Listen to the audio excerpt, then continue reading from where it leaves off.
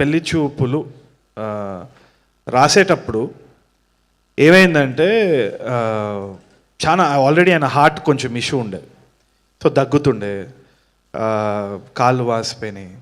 So doctors వచ్చి ఇన్నే కొన్ని నెలలు అని చెప్పేసి అంటున్నారు. ఆ టైంలో నేను రాత్రిపూట స్క్రిప్ట్ పెట్టుకొని రాసేటోడిని, దర్శివి డైలాగ్స్ రాసేటోడిని, రీతుది విజయ్ది కామెడీ రామ్ రాస్తున్నా. ఇంట్లేమో వేరే సిచ్యువేషన్. రాత్రిపూట భయమేది, ఎందుకంటే అప్పులు ఉండేది, సొంత ఇల్లు కాదు, ఫైనాన్షియల్ టెన్షన్ చాలా నడుస్తుండే. ఇక్కడేమో రొమాంటిక్ కామెడీ టేబుల్ మీద రాస్తున్నా. ఒక డైలాగ్ ఉన్నది దర్శిది, నా సావు నేను చస్తా అని చెప్పేసి. అది రాసేటప్పుడు ఏంది అంటే హ్యూమర్ వస్తలేదు, ఎందుకంటే నాన్న డాక్టర్స్ చెప్పేసినారు ఎనీ టైం ఏమైనా అవ్వచ్చు. సో ఈ డైలాగులు రాసేటప్పుడు రాత్రిపూట భయం వేసేది.